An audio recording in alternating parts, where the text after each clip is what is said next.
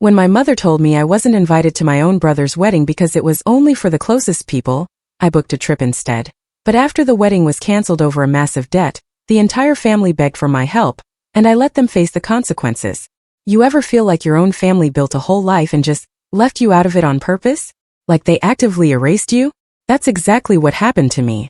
The day I found out I wasn't invited to my own brother's wedding, the only sister, mind you, because it's just family, dear, was a gut punch. It was the moment I realized how easily they could dismiss me, how little I truly mattered to them. But what came next? Let's just say my golden boy brother didn't make it to the altar.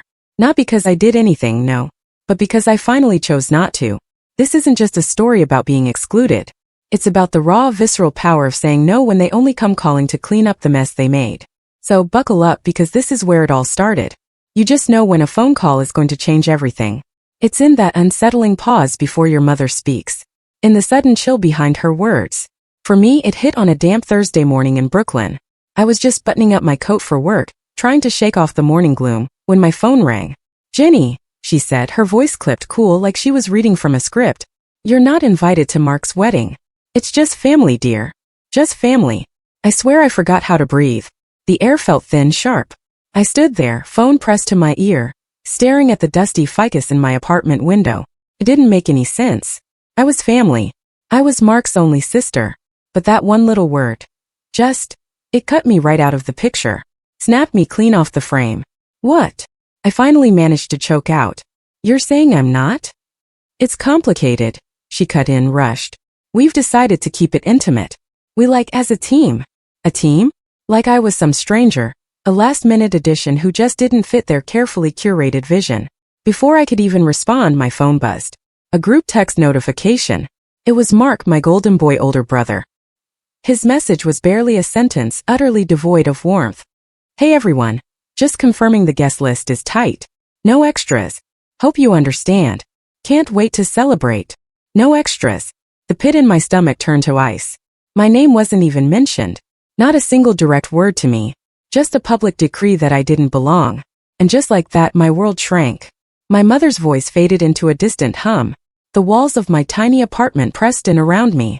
I sank onto the edge of my bed, the faded quilt creaking under my weight, and stared at the text. They weren't even ashamed. No fight, no apology, no awkward explanation. Just a quiet, brutal dismissal. The worst part? I almost expected it. You see, I'd always been the quiet one. The afterthought. Mark, he got the cheers, the toast, the spotlight. I got side eyes and silence. When he won awards, we had celebratory dinners. When I got promoted last year, my mom forgot to call. And now?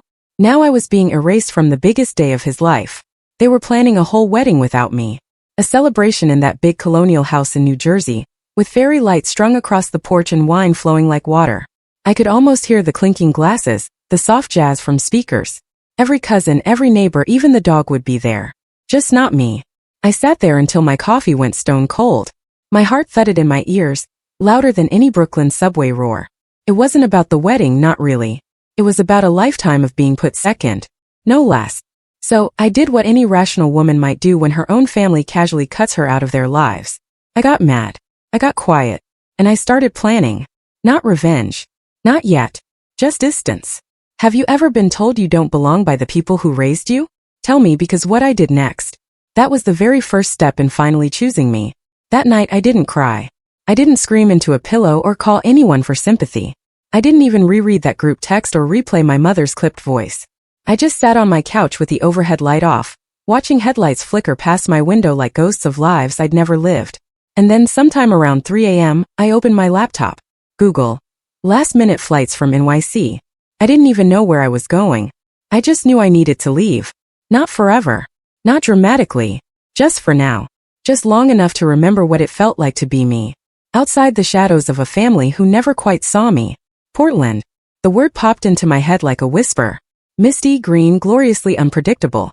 Somewhere so utterly unlike my life in Brooklyn. With its sirens and cigarette-slick sidewalks, and family memories clinging to every single corner. I'd never been to the Pacific Northwest, but something about it felt far enough. I booked a flight for noon. When the sun finally rose, its pale light seeped through the blinds and spilled across my half-packed suitcase. I threw in jeans, hiking boots, a few sweaters, and the scarf Lucille had given me 2 Christmases ago. Lucille, the only person in my family who ever truly saw me, who'd passed away 2 years earlier. She would have told me to go. She would have made me pancakes and said, "Jenny, honey, sometimes the best revenge is becoming impossible to ignore." The cab ride to the airport was silent. I stared out the window while my driver hummed along to a pop song I didn't recognize. At JFK, the crowds buzzed around me, everyone clutching passports and Starbucks, boarding passes and goodbye hugs. I had no one waving goodbye. No one even knew I was leaving. And I didn't tell them. I think part of me just wanted to disappear quietly, the same way they had erased me. 6 hours later, I stepped out into the drizzly Portland air and felt something entirely unexpected. Relief. The city didn't know me. The trees didn't hold grudges. The strangers didn't look at me with that tight-lipped sympathy I'd grown to hate. Here I was, no one's disappointment, no one's difficult daughter. Just Jenny. Just Jenny. I checked into a tiny inn outside the city, a converted craftsman tucked behind a bookstore and a cafe that smelled like cinnamon and stories. My room had a slanted ceiling, creaky floorboards, and a window with foggy glass that looked out over a street lined with crooked trees. That first night I didn't sleep much, but I did breathe. And that was something. The next morning I walked. I wandered aimlessly through wet sidewalks and hidden alley murals, past coffee carts and vinyl shops and moss-covered benches. I stopped for tea at a cafe where no one asked me about Mark. No one looked at me like they were about to say, "It's just family, dear." It was the first time in years I wasn't preparing for someone else's expectations. I thought about all the times I'd bent myself into someone else's shape. Helping with Mark's college essays because he's better with numbers. Organizing Mom's birthday party while she gushed about how thoughtful Mark was for remembering the champagne. Skipping my own vacation to attend his law school graduation. I had been the scaffolding for everyone else's moments. But now I was gone. And no one noticed. I spent that evening curled up in the inn's common room, reading a used paperback and sipping hot cider. A couple next to me played chess. A girl in a raincoat doodled in a sketchbook. I was invisible, but in the best possible way. Free. I didn't check my phone. Not once. Whatever crisis they were spiraling into back home could wait. Let them wonder where I was. Let them feel, for once, the emptiness I'd carried in every family photo where I was cut out by comments like, "Smile bigger, Jenny." Or, "Let Mark stand in the middle." Maybe I wasn't in the middle anymore. But maybe that was exactly where I belonged. Not center stage. Just out of frame. Making space for something new. Something that, this time, would be mine. By the third day of my trip, I started checking the family group chat again. Not because I missed them, not because I wanted to be included.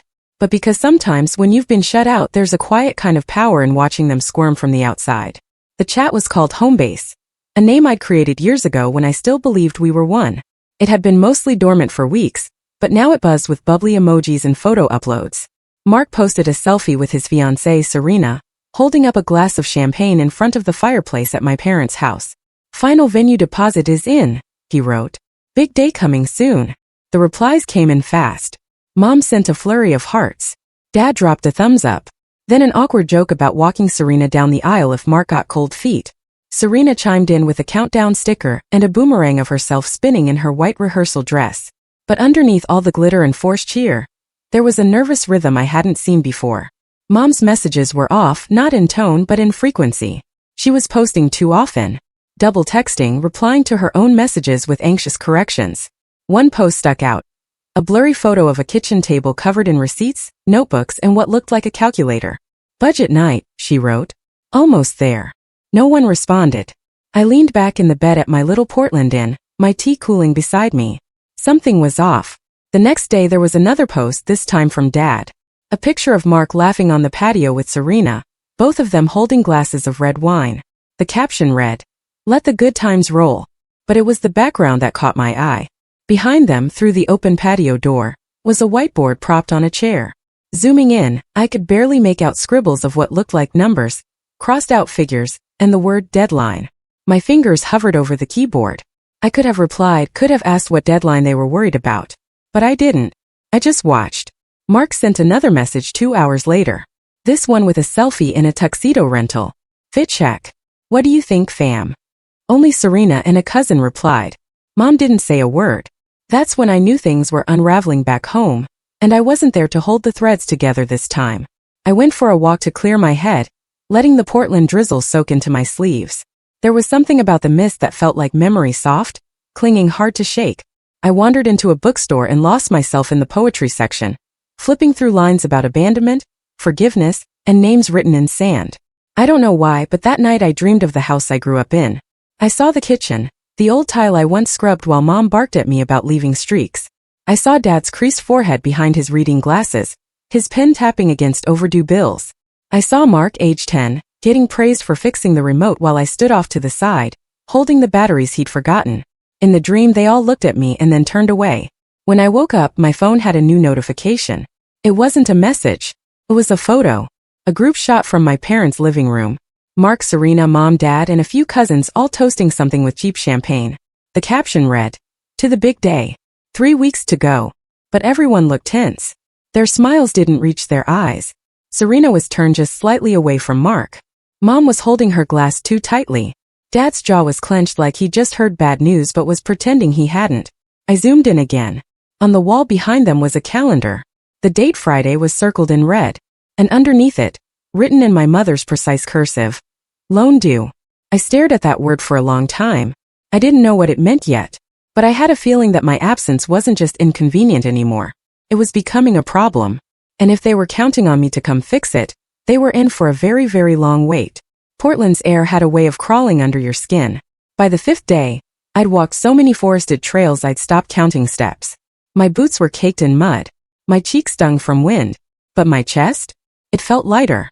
Like every breath I took peeled away one more layer of bitterness. I found myself on a coastal trail that curved along a cliffside. Moss-covered rocks, gulls circling above, waves crashing far below like some ancient private language. I wasn't thinking about the wedding, or the texts I hadn't answered, or the silence from my mother. I was just walking. That's when I heard her laugh. It was sharp and free, echoing off the rocks like a song that didn't care who heard it. I turned to see a woman, maybe my age, maybe a few years younger, kneeling on a patch of damp grass, photographing a patch of wildflowers poking through the moss. She had curly dark hair tucked into a mustard beanie and wore mismatched gloves. She noticed me watching and grinned. "They bloom late this year," she said, standing and brushing off her knees. "I always forget how stubborn life can be." I gave a polite smile, ready to walk on, but she tilted her head. "You're not from here, are you?" I hesitated. "Brooklyn." She pointed at my scuffed boots. "Thought so. You've got the look of someone trying to outwalk something." I couldn't help it. I laughed. "Is it that obvious?" She shrugged. "Only to someone who's done the same." That was how I met Clara. Clara, the florist/part-time poet who spoke like she'd read your heart before you opened your mouth. She asked no questions I didn't want to answer. Didn't pry into the pain behind my quiet. She just walked with me for a while, pointing out tide pools and explaining the names of local birds. At the trail's end, she paused. "There's a dinner party tonight. Not fancy. Just a few of us misfits who cook too much and talk too loud. You should come." I blinked. "Me? Yeah. You bring wine if you want. Or nothing. Just yourself is good." I hadn't been invited to anything in. I didn't even know how long. For a moment I almost said no. The voice in my head, my mother's voice, whispered, "Don't impose. You'll make it awkward. You don't fit in." But another voice, mine, whispered louder, "Say yes. Just this once." Clara scribbled her address on a napkin and handed it to me like a secret. That night I stood outside her house, a faded blue bungalow with a crooked mailbox and wind chimes that sang like glass laughter. I almost left. Then the door opened and Clara waved me in like we were old friends. Inside, the house glowed. Mismatched chairs, pots of pasta steaming, people shouting over music and laughing with their mouths full. No judgment, no calculation, no one asking if I RSVP'd or whether I brought the right gift. Just life, raw and loud and real.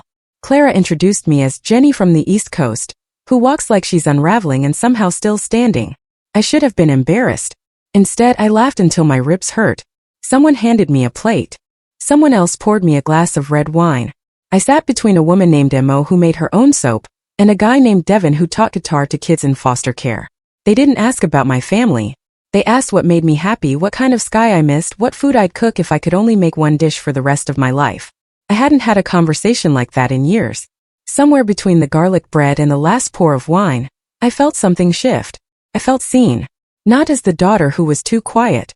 Not as the sister who didn't sparkle like Mark. Not as the ghost in the family album. Just Jenny. By the time I left, Clara hugged me like we'd known each other for years. "You're good company," she whispered. "You don't owe anyone an explanation for existing, you know?" I walked home with her words buzzing in my chest. No one had ever said that to me. Not once. And as I curled into bed, phone still untouched, I realized there was a whole world outside the circle I'd spent my life trying to belong to. And maybe, just maybe, I didn't need their seat at the table anymore. Because I was starting to build my own. I didn't check my phone for 3 full days. Not once. Instead, I let it sit at the bottom of my tote bag, silenced, while I lived like someone no longer tethered to obligation. Clara took me to a local poetry reading. I helped Emo make soap in her garage, lavender and lemon zest.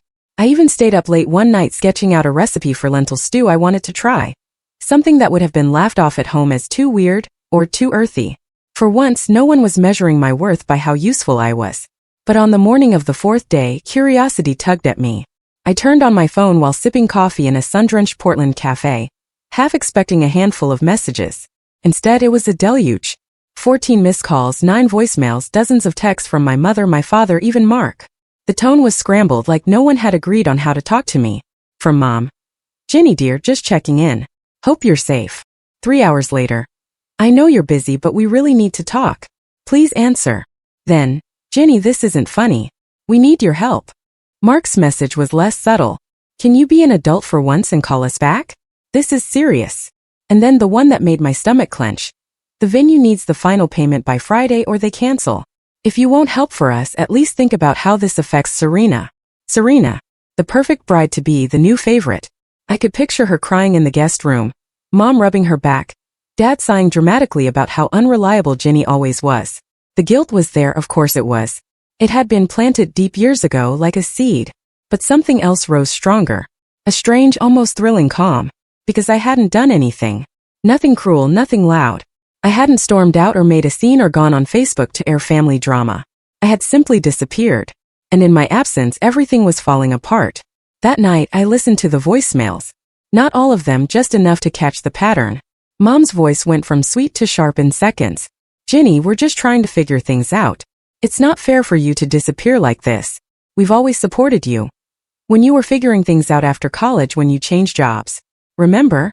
It's one signature. You have the best credit in the family. The bank already flagged the application without you. So that was it. That's what this was all about. They needed me to co-sign. That invisible, unspoken contract that comes with being the reliable one. The one who never asks for help. The one who's expected to save the day. Even when she wasn't invited to it. The final voicemail was from Dad. His voice low and edged with frustration. I know you're upset about the wedding stuff, but this is your family, Jenny. We need you. Mark needs you. You're the only one with a clean credit line. We'll make it up to you. But right now we need that signature. I stared out the cafe window for a long time after that. The rain had started again, tapping softly against the glass.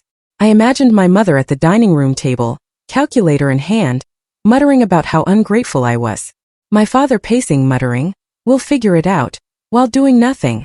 Mark scrolling through groomsmen gifts, assuming it would all somehow fall into place. They'd all been counting on my silence. On the part of me that still wanted to be needed. But here's the thing they forgot. Need only works if the door swings both ways. If you're never invited, you're not obligated. If they erase you, they can't expect you to write them back into the picture. I sipped my coffee slowly and deleted every voicemail, one by one. I didn't answer the texts. I didn't return the calls. Instead, I opened my notebook and started writing down a list of places in Oregon I hadn't seen yet. Because while they were scrambling to make numbers add up, I was finally subtracting myself from the equation. And let me tell you, that kind of math felt like freedom. They didn't stop calling. If anything, their desperation multiplied. Each morning my phone lit up before sunrise. Voicemails from Mom filled with false calm. Messages from Dad that began with "Jenny, listen," and always ended with thinly veiled frustration. Even Mark, who used to ignore my birthday most years, was suddenly the most attentive sibling on earth, dropping texts like breadcrumbs trying to lure me back. I know we've had our issues, but this wedding is important. We're family. That still matters, right? It's just one signature. You're overreacting. But here's the thing about silence. Once you step into it fully, it becomes its own kind of armor. I didn't reply. Not once. And from what I gathered through the not-so-private family group chat, still going, still buzzing with forced cheer, things were beginning to unravel. Serena posted less. The countdown stickers disappeared. Mom's messages grew more clipped. And then came the real sign something had shifted. A photo of Dad sitting at the dining room table surrounded by bills, his reading glasses halfway down his nose, looking 10 years older than usual. Making it work 1 penny at a time, Mom captioned it, but the joke didn't land. No likes, no replies, not even a pity emoji. Clara noticed I'd been quieter than usual and asked if I was okay. We were sitting outside a food truck that served smoked jackfruit tacos and fennel slaw wrapped in wax paper. Just watching a fire from far away, I said, only half joking. Sounds like you used to live in the fire, she replied, licking hot sauce from her thumb. Yeah, I admitted. I think I did. Clara didn't push for details. She never did. But that night in my tiny rented room above the cafe, I scrolled through the family chat again. Not because I missed them, but because I needed to know how far they'd fall before they stopped pretending they didn't need me. It was worse than I thought. One message from Mom to Mark stood out. Not meant for the group, but accidentally posted publicly. If she doesn't call back today, we'll have to tell the venue we can't make the payment. Your father's already maxed the cards. I told you this was too much. Mark responded instantly, but only with one word, handled. No response followed. It was like watching a stage collapse from behind the curtain. That night they tried calling again. 7 times in a row. I turned my phone off. Let them feel the silence. Let them sit in the chaos they built brick by selfish brick. I wasn't being cruel. I wasn't being petty. I was just done. Done being the reliable fallback. Done being the invisible backbone. Done being invited only when it was convenient to them, and discarded the moment I wasn't useful. And you know what? I slept like a rock. The next morning I didn't check for updates. I made banana pancakes with Clara and Mo in their shared kitchen, laughing over a broken spatula and someone's burnt toast. And when Clara offered to drive us all up to Cannon Beach for the day, I didn't hesitate. While my mother probably sat on hold with a bank, while Mark paced and panicked, while Serena tried on a dress she might never wear, I stood on a windy shoreline wrapped in a borrowed jacket, toes digging into cold sand. No phone, no guilt, no obligations. Just the rhythmic hush of the tide like a promise. This is what peace sounds like when you finally stop begging for it. The sky was gray again. In Portland, that meant comfort more than gloom. Like the world itself understood the need to go quiet, to pull inward, to rest. I sat alone in a tiny cafe tucked between a comic shop and a laundromat, sipping oat milk chai and listening to rain tap gently against the windows. And then, for the first time in 2 days, I turned my phone back on. It vibrated violently in my hand, like it had been holding its breath too. 17 missed calls. 10 new voicemails. A full screen of texts. The name that appeared most, Mom. The second most, Mark. Not one from Serena. I started with the messages just to feel the temperature of the storm. Ginny, please call me. I don't know what you're trying to prove. This is serious. The bank said no again. They're calling it incomplete financial risk. We need you. It's your brother's wedding, for God's sake. You're really going to let everything fall apart after all we've done for you. Paused at that one. After all we've done for you. The phrase landed like a slap. All I could think of was every late-night airport pickup I'd done. Every birthday they forgot. Every family trip where I was handed the camera instead of being invited into the photo. Everything they'd done for me was built on a story they wrote, and one I no longer accepted. The voicemails were even more frantic. Mom's voice trembled in the first one. Ginny, it's your mother. I need to hear your voice. The venue says they need full payment by Friday or the date's gone. And we've already sent out invites. Serena's parents are asking questions. Your father is, well, he's not handling it well. Call me back, please. In another, she didn't bother with pleasantries. You've made your point. You're angry. We understand. But you've had your little vacation. It's time to be part of this family again. We need that co-signature. I stopped the playback halfway through because in her voice, I heard something new. It wasn't guilt, not regret. Certainly not apology. It was panic. Pure, rising, irreversible panic. Not because they missed me, but because they were losing control. And they were finally realizing I wasn't going to save them this time. I opened a blank text, typed out, I saw your messages, and then deleted it. Because I wasn't going to soften the silence with half answers or polite refusals. I wasn't going to explain myself to people who never cared about the why behind my choices, only the convenience. Instead, I took a slow breath and looked out the window. The city outside was in no rush. People walked under umbrellas. Dogs in raincoats trotted beside them. A boy with headphones danced across the crosswalk like no one was watching. Life continued. My life continued. And I didn't owe anyone an entry pass anymore. Later that evening, back at the inn, I did the only thing that felt right. I deleted the voicemail notifications. I archived the family chat.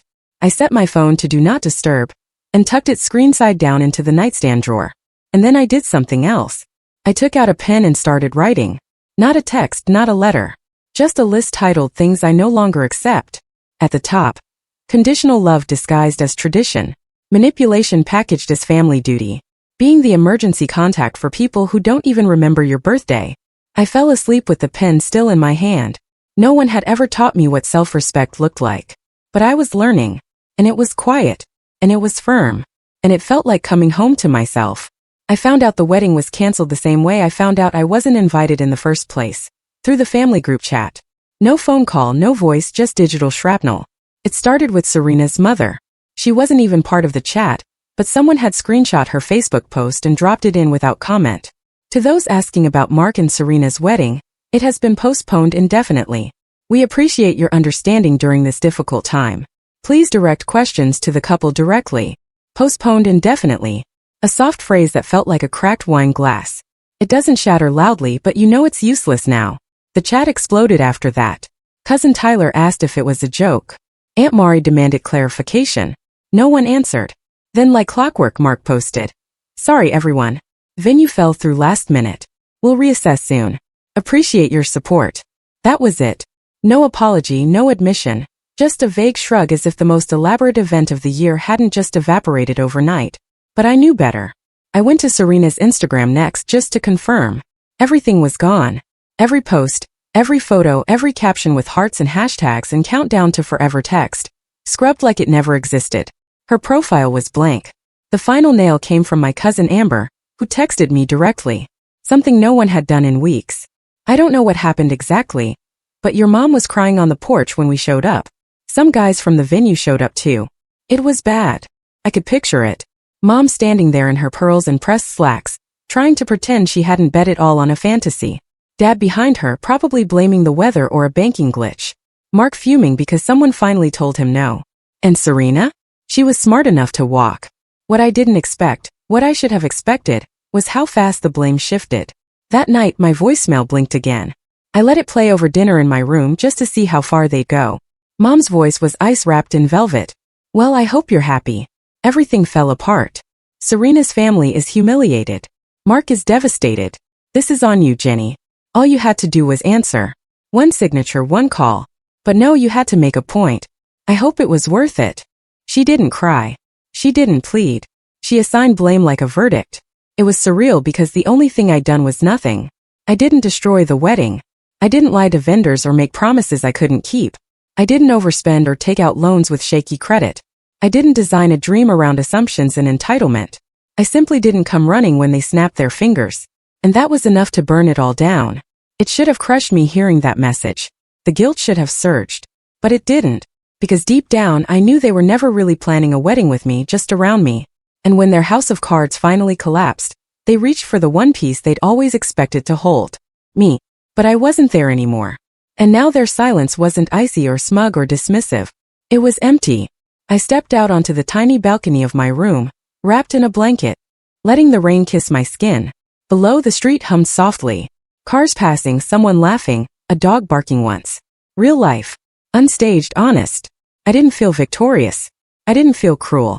I just felt done. Done trying to earn a seat at a table that was never set for me. They had chosen to exclude me, and I had chosen to stay gone. And now the silence was mine. And I wasn't giving it back. The voicemail came at 2:13 a.m.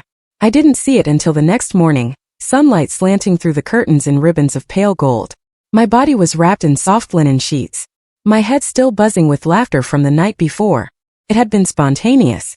Another one of Clara's impulsive gatherings. Let's not let the rain win dinner that turned into an impromptu rooftop jam session. Emo had brought candles. Devin brought a guitar. I brought a pie-eyed half-burned, but no one complained. It was joy. Plain imperfect joy. The kind of night my family would have mocked for being messy or bohemian. The kind of night I'd never had with them. So when I saw the new voicemail notification, my mother's name in bold, I hesitated for a full minute, thumb hovering above the play button. Not out of fear, but because I didn't need to listen. I knew what it would say. Something trembling and distant. Something laced with guilt but not remorse. Something meant to twist my silence into cruelty, my absence into betrayal. Still I pressed play. Jenny. My mother's voice was soft, worn out. I don't know if you'll even listen to this. I guess I just wanted you to know that we're home now. The wedding's off. Serena moved her things out last night. Mark hasn't spoken to us all day. A pause. I could hear her breathing, the shuffle of fabric in the background, like she turned away from the phone mid-thought. Your father's pretending he's fine. You know how he is. And Mark? He's blaming everyone but mostly you. And I guess so am I. Even though I know it's not fair. I know we didn't handle things right.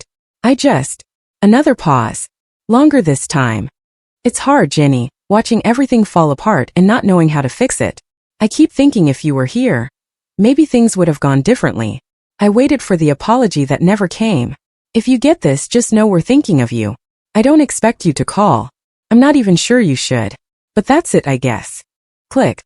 No, I'm sorry. No ownership. No truth. Just a strange, sagging sadness, like a balloon let go too late, too tired to rise. I didn't cry. Instead, I looked around the room.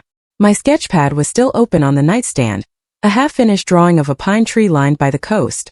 My mug from the night before sat half-empty, lipstick smudged at the rim. My boots were by the door, caked in trail dust and rain. This was my life now. Not a detour. Not an escape. A beginning. That afternoon, Clara texted. Weather's decent. We're doing a fire pit at the cliffs. Bring something warm and someone weird. I smiled, texted back. On my way. And I brought cupcakes from the cafe downstairs. Nothing fancy. Just soft, sweet, and a little messy like all the best things are. We sat under a sky full of soft clouds and crackling flames. Devin played something slow on his guitar. Emo recited a love poem she wrote about her cat. Someone brought a Polaroid and kept taking blurry, badly lit photos. None of us minded. At one point, Clara turned to me, wine in one hand, marshmallow in the other. Hey, Ginny, she said. Yeah. She grinned. We're really glad you showed up. The words hit me harder than any voicemail ever could. Because they weren't trying to fix me or guilt me or pull something from me. They were just glad I was here. That night, after everyone left, I walked home alone under the misty stars. And for the first time in a very long time, I felt full. Not with duty. Not with pain. But with choice.